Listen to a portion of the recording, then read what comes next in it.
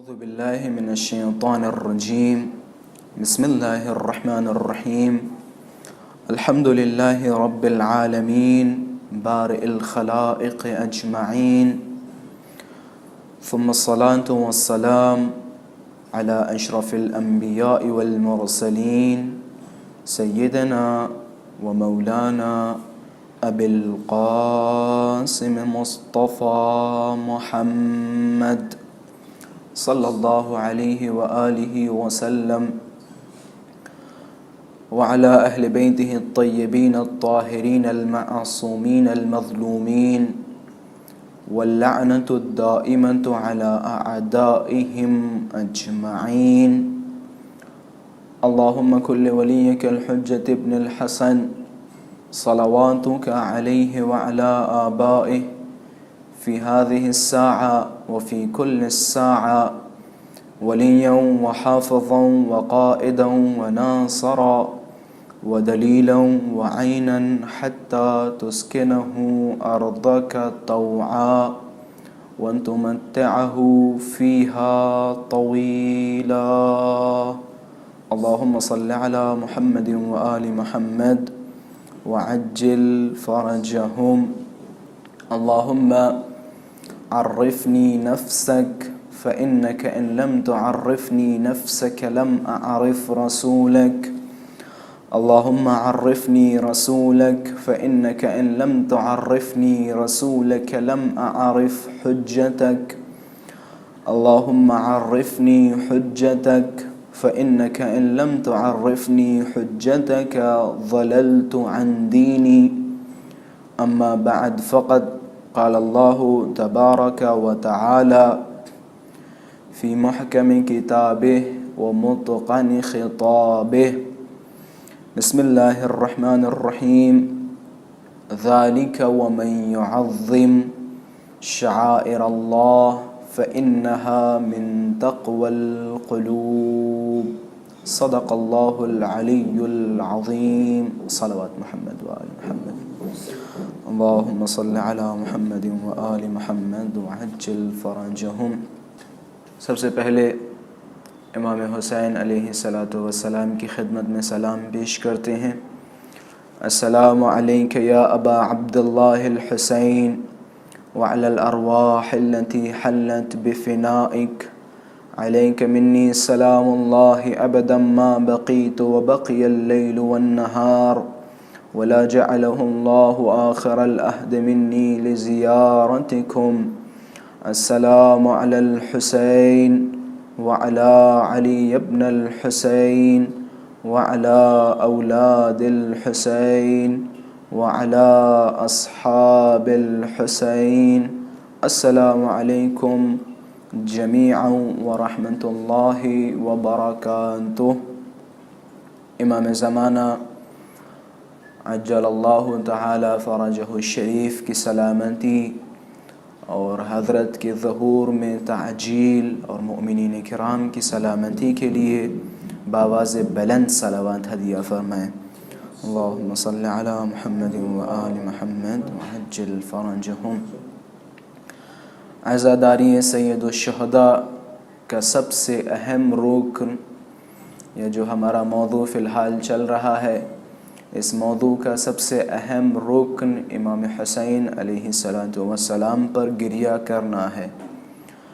اگر آپ باب عزاداری میں جائیں تو وہ شیء جو یقیناً عزاداری کی حقیقی مصداق ہے وہ امام حسین علیہ السلام پر گریہ و زاری کرنا ہے. یقیناً ہمارا علم اٹھانا، تابوت برآمد کرنا، ماتم کرنا یا ننگے پیر چلنا، کالا لباس اپنے تن پہ ڈالنا، یہ تمام کے تمام شعائر حسینیہ میں سے ہیں اور عزاداری کے اہم ارکان ہیں. لیکن گریہ کرنا، امام حسین پر اشک بہانا عزاداری کا سب سے اہم جز ہے. اگر کسی انسان کے پاس عزاداری کے تمام ارکان ہوں لیکن گریہ نہ ہو امام حسین علیہ السلام پر، تو سمجھ جائیں اس نے عزاداری سید الشہداء کے فرائض انجام نہیں دیے. ماتم ایک حالت ہے جب انسان بہت ہی زیادہ پریشان ہو جاتا ہے، بہت ہی زیادہ گریہ و زاری کرتا ہے، پھر اس کے بعد کی حالت ہے ماتم کرنا۔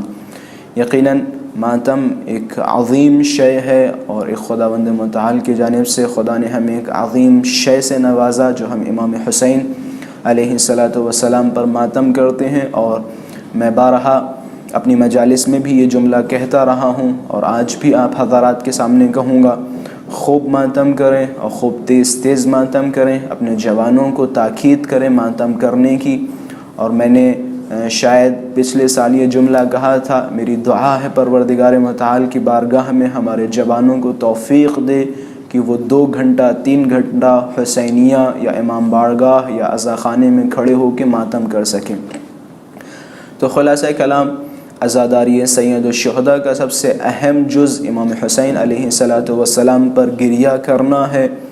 گریہ کے حوالے سے امام جعفر صادق علیہ السلام فرماتے ہیں، کل عین باکیۃ یوم القیامہ الا عین بکت علی مصاب الحسین علیہ السلام۔ روز محشر ہر آنکھ پریشان ہوگی، ہر انسان پریشان ہوگا، ہر آنکھ اپنے نام اعمال پہ روتی ہوگی۔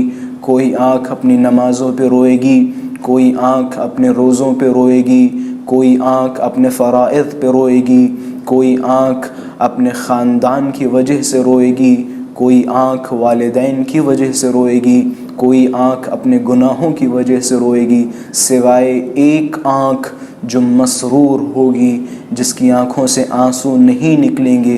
وہ آنکھ ہے کہ جس نے دنیا میں امام حسین کی مصیبتوں پہ گریہ کیا ہو، جس نے دنیا میں امام حسین علیہ السلام کی مصیبتوں میں اشک بہائے ہوں، جس نے دنیا میں امام حسین کو پرسا دیا ہو۔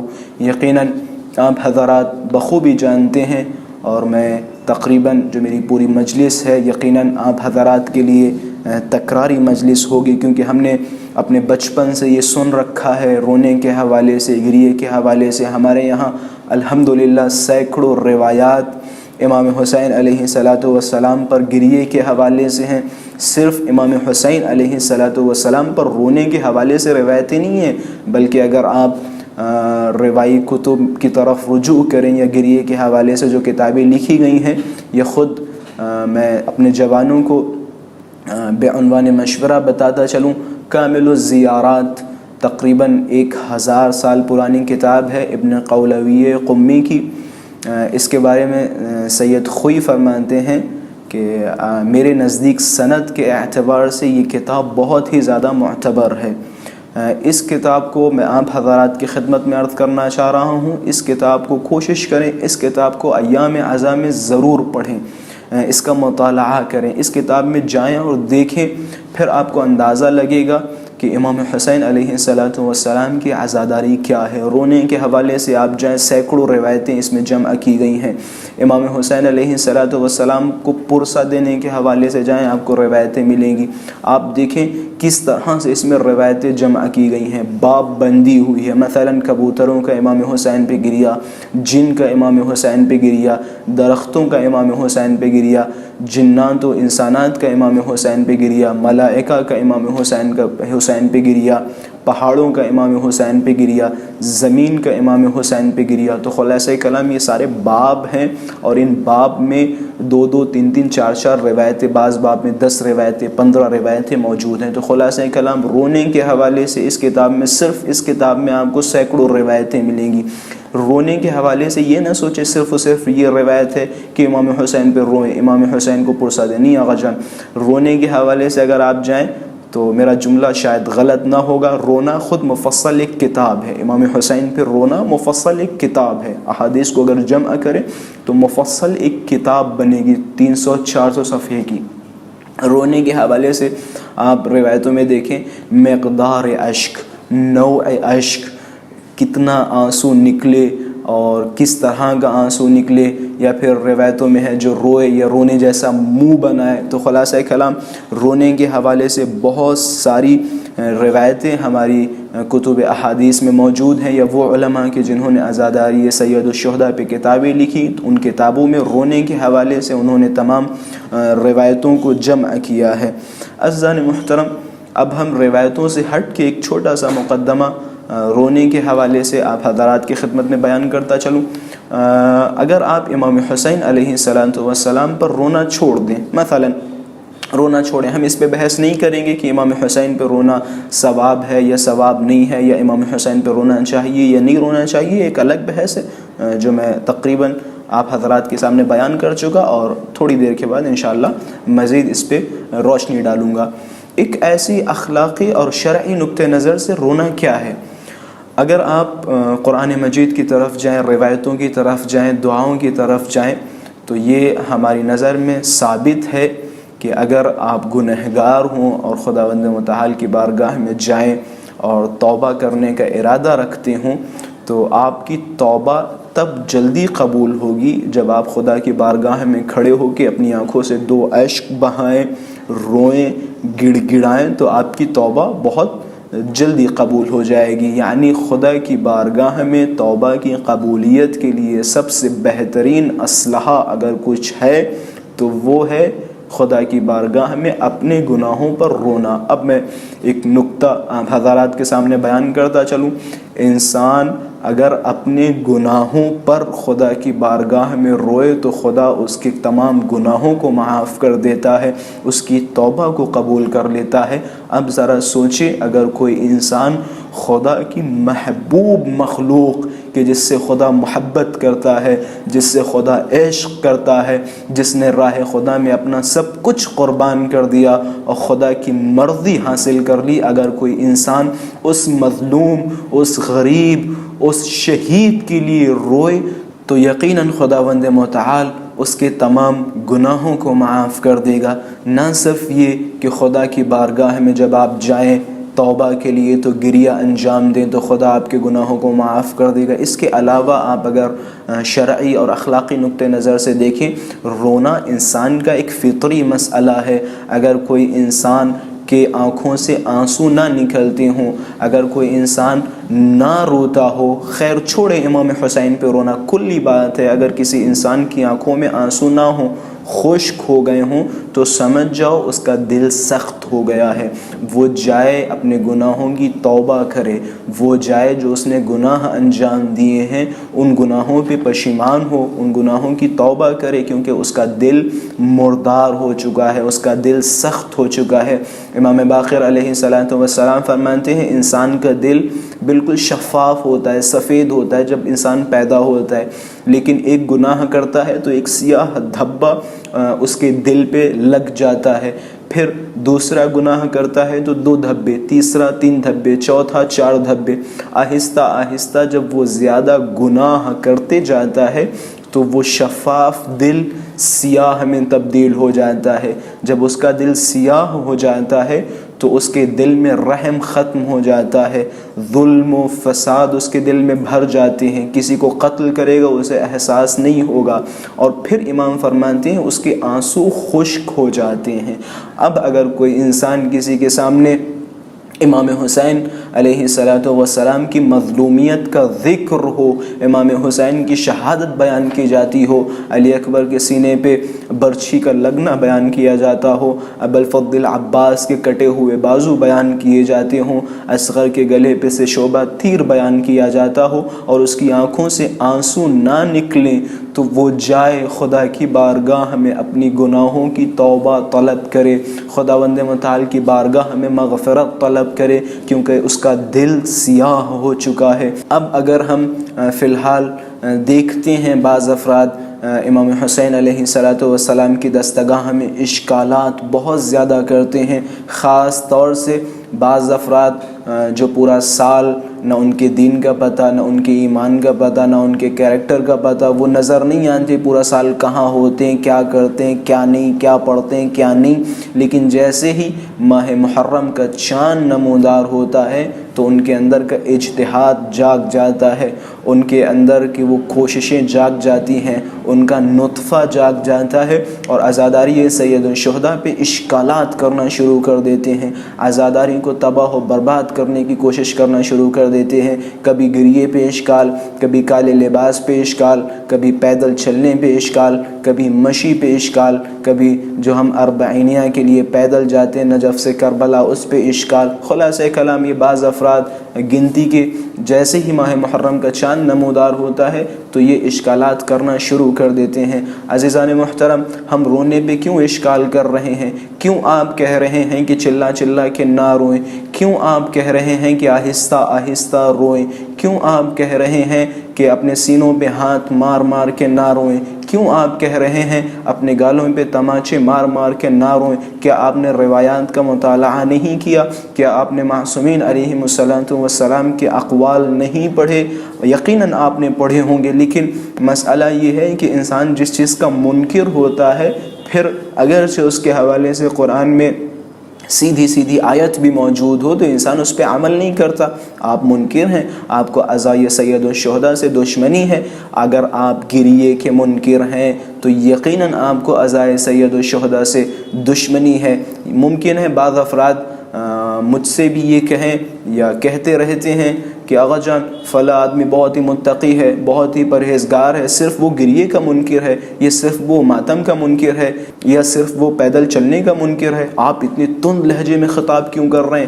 آپ اسے اتنا برا بھلا کیوں کہہ رہے ہیں؟ آپ اس کی اتنی زیادہ نقد کیوں کر رہے ہیں؟ وہ صرف ایک گریے کا منکر ہے، وہ صرف ایک رونے کا مخالف ہے۔ میں کہوں گا اس کے جواب میں، آغا جان یقیناً وہ ایک گریے کا منکر ہے، یقیناً وہ امام حسین علیہ السلام پر رونے کا منکر ہے۔ لیکن میں آپ کے سامنے ایک مثال دوں، اگر کوئی انسان نماز پڑھے خلوص قلب کے ساتھ، اس کا تلفظ بھی بہت اچھا ہو اور تمام اعضاء و جوارح یا جو شرائط ہیں نماز کی ان تمام شرائط کو انجام دے، لیکن وہ نماز پڑھنے سے پہلے وضو انجام نہ دے، اس نے وضو نہ کی ہو، تو آپ سے میرا سوال یہ ہے کیا اس کی نماز قبول ہے؟ کیا خداوند متعال اس کی نماز کو درجہ قبولیت پہ فائز کرے گا؟ نہیں۔ کیوں؟ کیونکہ جو ایک شرط ہے وہ ایک شرط بہت مہم ہے، وضو کی شرط بہت اہم ہے۔ اسی طرح اگر کوئی انسان مومن ہو، متقی ہو، پرہیزگار ہو اور تمام شرعی قوانین پہ عمل کرتا ہو، لیکن دستگاہ حسینی کا مخالف ہو، امام حسین پہ رونے کا مخالف ہو، یا امام حسین علیہ السلام کی شہادت پہ جو ہم کالے کپڑے پہنتے ہیں ان کالے کپڑوں کا مخالف ہو، تو یقیناً ہم اس کی مذمت کریں گے اور کھل کے مذمت کریں گے، کیونکہ ہمارا یہ کالا لباس، ہمارا یہ امام حسین پہ رونا ہزاروں سال کی محنتوں پہ پانی پھیر دیتا ہے۔ وہابیت جو پورا سال لاکھوں اربوں ڈالر خرچ کرتی ہے صرف و صرف تشیع کو نابود کرنے کے لیے، دستگاہ تشیع کو کمزور کرنے کے لیے، لیکن وہ بھی حیران ہیں، پریشان ہیں۔ جیسے ہی ماہ محرم کا چاند نمودار ہوتا ہے، شیعہ بم نہیں پھینکتے، شیعہ ان سے لڑتے نہیں ہیں، شیعہ انہیں مارتے نہیں ہیں، شیعہ انہیں جواب نہیں دیتے۔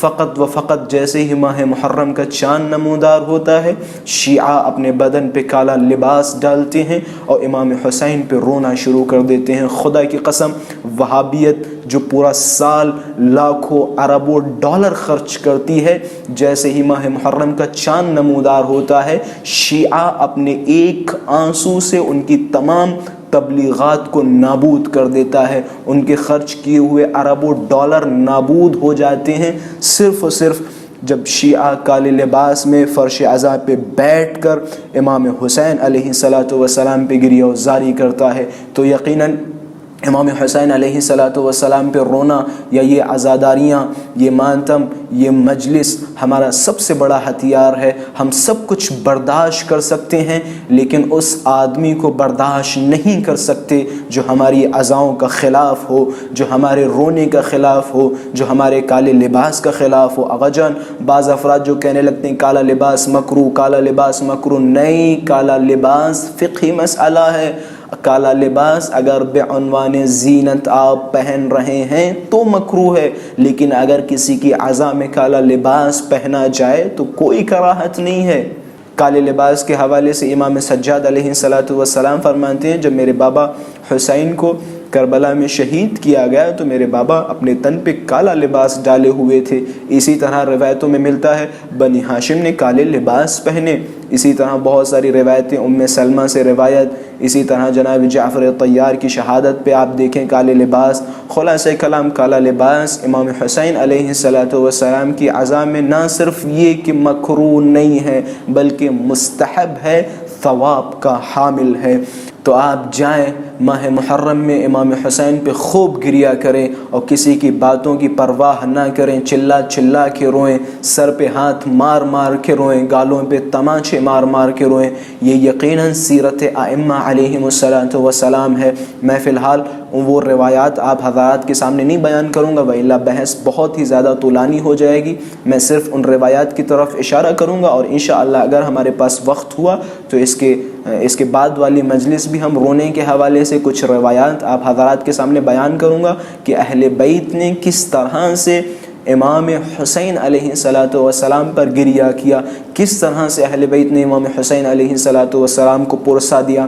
امام حسین علیہ السلام کے لیے جناب زہرا سلام اللہ علیہا شہقہ فرماتی ہیں، امام زمان اجل اللہ تعالی فرجہ الشریف جزع کرتے ہیں، زجہ کرتے ہیں، کاش آپ کو پتہ ہوتا شہقے کا معنی کیا ہے، کاش آپ کو پتہ ہوتا جزع کا معنی کیا ہے، کاش آپ کو پتہ ہوتا زجے کا معنی کیا ہے۔ میں انشاءاللہ اس کے بعد والی مجلس میں ان تینوں معنوں کی وضاحت کروں گا۔ اہل بیت علیہم السلام نے شدید گریہ کیا امام حسین علیہ السلام پر۔ پھر میں اپنی پہلے والی بحث کی طرف چلا جاؤں کہ جہاں میں نے فرمایا تھا بعض افراد جو اشکال کرنے لگتے ہیں کہ بھائی نہ روئیں یا کم روئیں یا رونا انسان کی صحت کے لیے ضرر ہے۔ مجھے بڑا خوبصورت ایک ڈاکٹر کے کچھ جملات یاد آ گئے۔ بہت سارے ڈاکٹرز کا کہنا ہے اگر کوئی انسان بہت ہی زیادہ پریشان ہو تو وہ رونے لگے، گریہ کرے، اس کی پریشانی تقریباً حل ہو جائے گی، اس کے دل کو سکون مل جائے گا۔ اسی طرح اگر کوئی انسان خودکشی کا ارادہ رکھتا ہو، اگر وہ رونے لگے، گریہ کرنے لگے یا اسے رلا دیا جائے تو احتمال ہے، ممکن ہے وہ خودکشی کے ارادے سے پلٹ جائے۔ اسی طرح ڈاکٹرز کہتے ہیں کہ جو انسان زیادہ روتا ہے تو رونے کے بعد اسے ایک عظیم اور ایک بہترین خوشی نصیب ہوتی ہے، اس کے دل کو سکون ملتا ہے رونے کے بعد۔ یقیناً عزاداران سید الشہداء سے بہتر اس نقطے کو کوئی نہیں سمجھ سکتا۔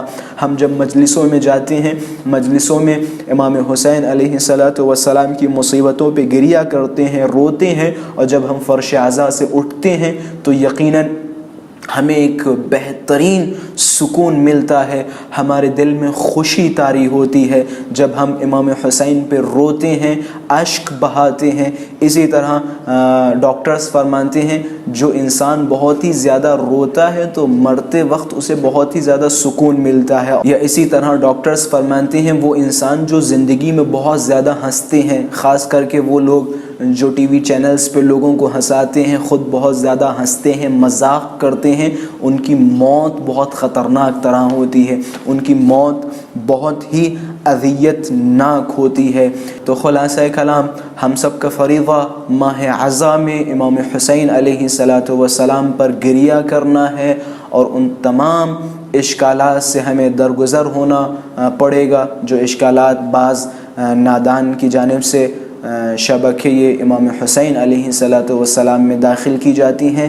عزیزان محترم، امام حسین علیہ السلام پر رونے کے حوالے سے اتنی زیادہ روایتیں ہیں، اگر خود بندہ عشرہ پڑھے تو میرے خیال سے عشرہ ختم ہو جائے گا، لیکن وہ روایتیں تمام نہیں ہوں گی۔ اتنی زیادہ روایتیں صرف امام حسین علیہ السلام پر رونے کے حوالے سے ہیں۔ تو سوچے جب رونے کے حوالے سے اتنی زیادہ روایتیں ہیں تو عزاداری سید الشہداء سلام اللہ علیہ کے دوسرے اجزاء بھی کتنی زیادہ روایتیں ہوں گی۔ عزیزان محترم، اشکالات سے پرہیز کریں، اور وہ افراد جو اپنی نادانی یا جہالت یا عناد و بغض کی وجہ سے عزاداری سید الشہداء میں اشکالات پیدا کرتے ہیں، ان سے گزارش ہے کہ وہ ماہ عزا میں اشکالات سے پرہیز کریں، عزاداری سید الشہداء کو خوب برپا کریں۔ یقیناً شیطان کی سب سے بڑی مایوسی عزاداری سید الشہداء ہے۔ روایتوں میں ملتا ہے، بحار الانوار میں یہ روایت موجود ہے کہ جب روز عاشوراء امام حسین علیہ السلام کی شہادت ہو گئی تو شیطان نے ایک چیخ ماری، چلا کے رونے لگا۔ تو اس کے شاگرد جب اس کے اطراف جمع ہوئے تو شیطان نے کہا واہ ویلا واہ ویلا، ہم سے کتنی بڑی غلطی ہو گئی کہ کیا ہوا کہ امام حسین کو قتل کر دیا، لوگوں کی ہدایت کا سامان مہیا ہو گیا ہے، لوگ امام حسین علیہ السلام پر گریے کے ذریعے سے اپنے گناہوں کو بخشوائیں گے، لوگ امام حسین علیہ السلام پر رونے کے ذریعے سے امام حسین کی جب اس عزا سے متصل ہوں گے تو لوگ دینداری ان کے اندر آ جائے گی، ہدایت پا جائیں گے۔ یہ شیطان کا سب سے بڑا نقصان تھا۔ اور صرف یہی نہیں کہا، پھر اپنے شاگردوں سے کہا جاؤ، اب سب سے بڑا تمہارا ہدف اور سب سے بڑا تمہارا کام یہ ہے کہ تم اس عزائے سید الشہداء میں اشکالات پیدا کرو، اس عزائے سید الشہداء میں خدشے پیدا کرو تاکہ لوگ اس عزا سے دور ہو سکیں۔ عزیزان محترم، میں بعنوان مثال، کیونکہ میں نے آپ حضرات کے سامنے گریے کے حوالے سے ایک پورا مقدمہ بنایا، لہذا میں چاہوں گا کہ کچھ روایات آپ حضرات کی سماعتوں کے نظر کروں، کیونکہ یقیناً ہمارے پاس وقت بہت کم ہے جو ہم ہر ایک پہلو پہ گفتگو کریں۔ فقط بعنوان اشارہ، بعنوان مثال چند روایتوں کی طرف اشارہ کروں گا۔ آپ جائیں دعائے ماہ رمضان میں، ماہ رمضان کی دعا میں ہم خداوند متعال کی بارگاہ میں امام صادق علیہ السلام یا امام باقر علیہ السلام ظاہراً فرمانتے ہیں وہ افراد جو امام حسین پہ خوب گریا کرتے ہیں، وہ افراد جن کی آنکھوں میں حسین کا نام سنتے ہی اشک آ جاتے ہیں، آنسو آ جاتے ہیں، ان سے مخاطب ہوں۔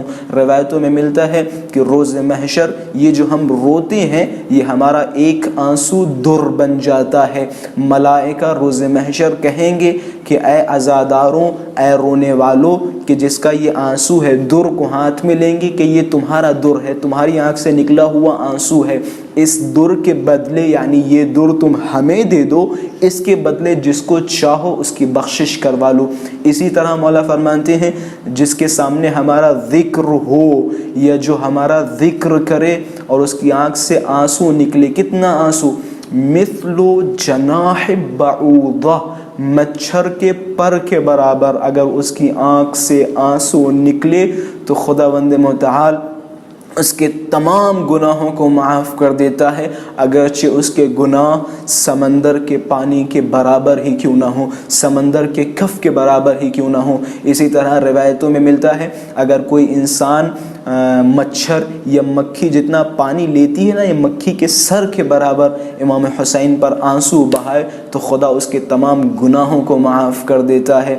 امام صادق علیہ السلام فرماتے ہیں عزاداران سید الشہداء کا ایک آنسو جو ہم امام حسین علیہ السلام پر بہاتے ہیں، اگر ہمارا یہ ایک آنسو آتش جہنم پہ ڈال دیا جائے تو آتش جہنم خاموش ہو جائے گی، آتش جہنم جلنا بند کر دے گی۔ ہمیں آنسوؤں کی قدر نہیں ہے، جنہیں قدر ہے ان کے پاس جائیں، ان سے پوچھیں آنسوؤں کا مرتبہ کیا ہے۔ جنہوں نے آنسوؤں کا مرتبہ سمجھا تو انہوں نے اپنی وصیتوں میں لکھا کہ میرا یہ رومال میرے سینے پہ رکھ دینا میرے مرنے کے بعد۔ آپ جانتے ہوں گے آیت اللہ تبریزی کہ جنہوں نے ایام عزائے فاطمیہ کی بنیاد رکھی اور پوری دنیا میں ایام عزائے فاطمیہ کو نشر کیا، اعلان کیا کہ اس دن کو خوب زور و شور سے منایا جائے۔ یقیناً ان کی محنتیں آج ہم دیکھ رہے ہیں، ایام عزائے فاطمیہ عاشورے کی طرح منائی جاتی ہے۔ آیت اللہ جوادی تبریزی جن کا جنازہ قم المقدسہ میں دفن ہے، انہوں نے وصیت کی اور ان کی وصیت باقاعدہ حرم معصومہ میں مائک سے پڑھی گئی تھی۔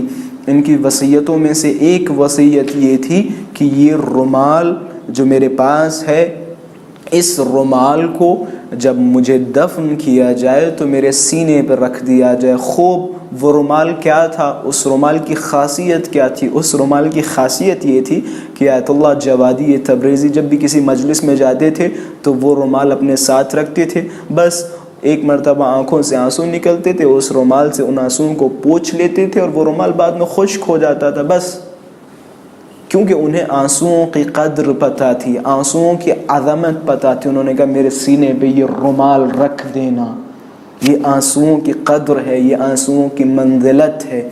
ہم دعا کریں پروردگار متعال کی بارگاہ میں، خدایا ہماری آنکھ سے نکلے ہوئے آنسوؤں کو خدا رومال سیدہ میں جگہ عطا فرمائے۔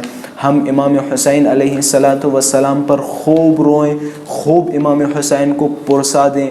یقیناً رونا ایک ایسی عبادت ہے، آپ کو کسی بھی جگہ اس طرح کی روایتیں نہیں ملیں گی۔ بعض افراد کہنے لگتے ہیں کہ وہ ریاکاری کر رہا ہے، اگر دقیق نقطہ نظر سے دیکھا جائے تو رونا ایک ایسی شے ہے کہ جس میں ریاکاری بہت کم ہے، ریاکاری کا اندیشہ بہت کم ہے۔ کیسے؟ روایتوں میں آپ جائیں، روایتوں میں ملتا ہے جو روئے یا رلائے یا رونے جیسا منہ بنائے، یعنی اگر انسان رو نہیں پا رہا ہے، آنکھوں سے اشک نہیں نکل رہے ہیں تو وہ رونے جیسا منہ بنائے۔ یعنی کیا؟ یعنی خداوند متعال ہر حال میں یہ چاہتا ہے کہ یہ فعل انجام دیا جائے۔ میں اگر کہوں تو شاید غلط نہ ہوگا، رونا بالکل نماز کی طرح ہے۔ نماز کے حوالے سے اگر آپ جائیں ملتا ہے، اگر کوئی انسان کھڑے ہو کے نماز نہ پڑھ پائے تو کیا کرے؟ بیٹھ کے نماز پڑھے۔ بیٹھ کے نماز نہ پڑھ پائے تو کیا کرے؟ لیٹ کے نماز پڑھ لے۔ لیٹ کے نماز نہ پڑھ پائے تو اشاروں سے نماز پڑھ لے، یہ ایک کروٹ ہو کے نماز پڑھ لے۔ یعنی کیا؟ یعنی خداوند متعال کے نزدیک نماز اتنی بہترین اور بافضیلت عبادت ہے کہ خدا کسی بھی حال میں یہ نہیں چاہتا کہ اس بندے سے یہ عبادت ترک ہو۔ رونا ٹھیک اسی طرح ہے۔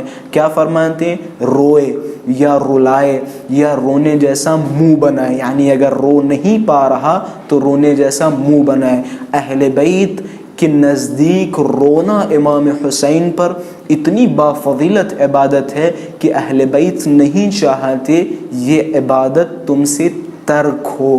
تو عزیزان محترم، رونا ہمارے لیے نعمت ہے، خدا نے ہمیں بہترین نعمتوں سے نوازا ہے، اور ان نعمتوں میں سے سب سے بہترین نعمت یہ ہے کہ ہم ماہ محرم کے چاند نمودار ہونے کے بعد امام حسین کے لیے فرش عزا بچھا دیتے ہیں اور امام حسین پہ نوحہ زاری کرتے ہیں، امام حسین کے لیے ماتم کرتے ہیں۔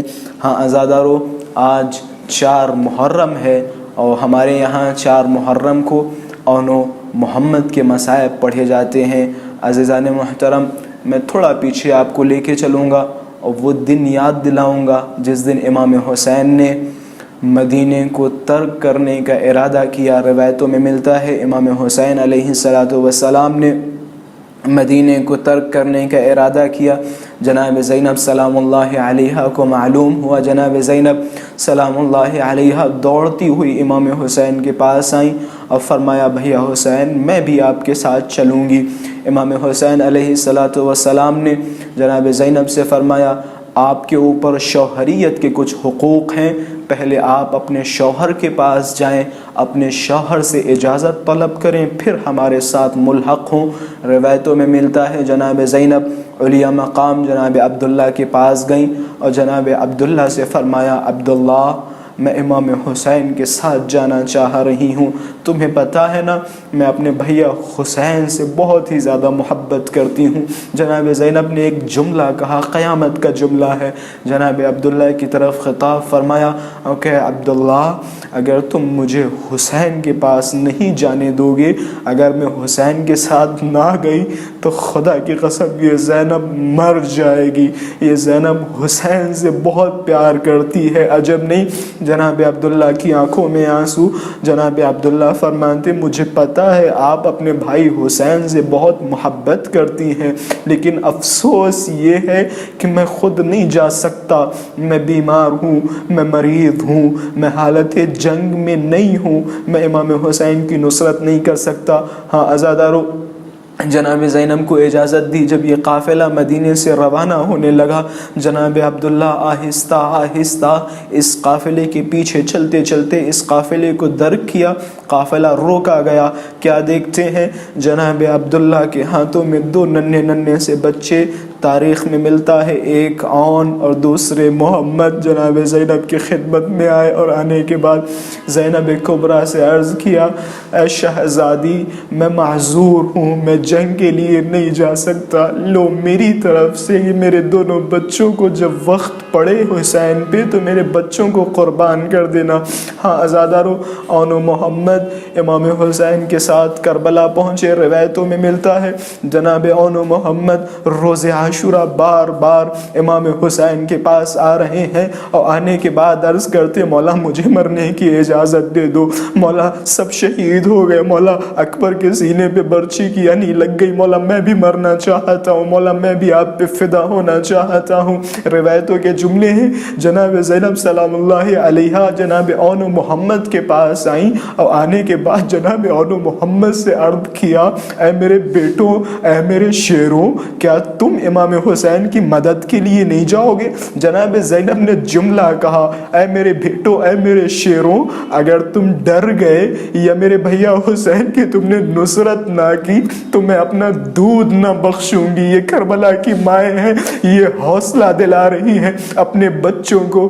روایتوں میں ملتا ہے جناب زینب سلام اللہ علیہا روز عاشورہ عون و محمد کو تیار کر رہی ہیں, آنکھوں میں سرما لگا رہی ہیں, بالوں کو صحیح کر رہی ہیں, نیا لباس پہنا رہی ہیں. بس عزاداروں ختم کیے میں نے مصائب. دو جملے آپ کی زحمت تمام. روایتوں میں ملتا ہے جناب زینب نے جب بہت ہی زیادہ اصرار کیا بچوں سے, اور بچے بار بار حسین کے پاس گئے, امام حسین نے بچوں کو اجازت نہیں دی. پھر جناب زینب امام حسین کی بارگاہ میں گئی اور جانے کے بعد اپنے بچوں کے لیے مرنے کی اجازت طلب کی. ہاں عزادارو, یہ دونوں بچے میدان کارزار میں پہنچے. ان دونوں بچوں نے خوب جنگ کی. مولا عباس ایک طرف سے ان بچوں کی جنگ دیکھ رہے ہیں اور مرحبا مرحبا کی آوازیں بلند کر رہے ہیں. دوسری طرف امام حسین ان بچوں کی جنگ دیکھ رہے ہیں اور مرحبا مرحبا کی آوازیں بلند کر رہے ہیں. کیا دیکھتے ہیں, اتنے میں ایک لائن آگے بڑھا, جناب عون کے ایک گرز ماری, جس گرز کی وجہ سے جناب عون گھوڑے سے زمین پہ تشریف لائے. روایتوں میں ملتا ہے جب جناب عون گھوڑے سے زمین پہ تشریف لائے تو یقیناً ظالموں نے جناب عون کو گھیر لیا تھا. بھائی سے برداشت نہ ہوا, بھائی گھوڑے سے زمین پہ آیا اور اپنے بھائی سے لپٹ گیا. روایتوں میں ملتا ہے چاروں طرف سے گھیر لیا گیا, اتنی ضربتیں ماری گئیں, بچوں نے آواز بلند نہ کر پائی, بچوں نے امام کو نہ بلا پایا. روایتوں میں ملتا ہے ایک طرف سے مولا عباس دوڑے, دوسری طرف سے امام حسین دوڑے. جب پہنچے تو کیا دیکھتے ہیں, تلواروں کی اتنی ضربتیں ہیں کہ لاشیں پہچان میں نہیں آ رہے. میں نے ختم کیے مصائب. جناب زینب کو خبر ملی, جناب زینب نے گریہ نہیں کیا, اپنے بچوں کو پرسا نہ دیا. 11 محرم آئی, ساری بیبیاں اپنے اپنے بچوں کے اوپر گری, ساری بیبیاں اپنے شہیدوں کے پاس گئیں, لیکن زینب کبریٰ امام حسین کے سر کے پاس گئی, امام حسین کے جنازے کے پاس گئیں, اپنے بچوں پہ گریہ نہیں کیا. پھر آگے بڑھتے ہیں. دربار یزید میں ساری بیبیوں نے تبرکات لیے, لیکن عون و محمد پہ جناب زینب نے گریہ نہ کیا. مدینے پہنچی, گھر پہنچی, جناب عبداللہ نے پوچھا, اے زینب کبریٰ, میں نے سنا ہے تم نے بچوں پہ گریہ نہیں کیا. کہ ہاں, میں گریہ کیسے کرتی, میرا بھیا حسین ایک گودال میں لیٹا ہوا, میرے بھیا حسین کا سر قلم کیا جا رہا, میں اپنے بچوں کو پرسا کیسے دیتی. ہاں عزادارو, جب سب کچھ ختم ہو گیا, سب کو پرسا دے لیا, پھر جب گھر میں داخل ہوئی, روایتوں میں ملتا ہے 2 ننھے سے مسلوں کو دیکھا, مسلوں کو ہاتھوں میں لیا, اپنے سینوں سے لگایا, فرمایا, اے میرے بچوں, اے میرے شیروں, تمہارے بعد یہ ماں زندہ نہ رہ سکی.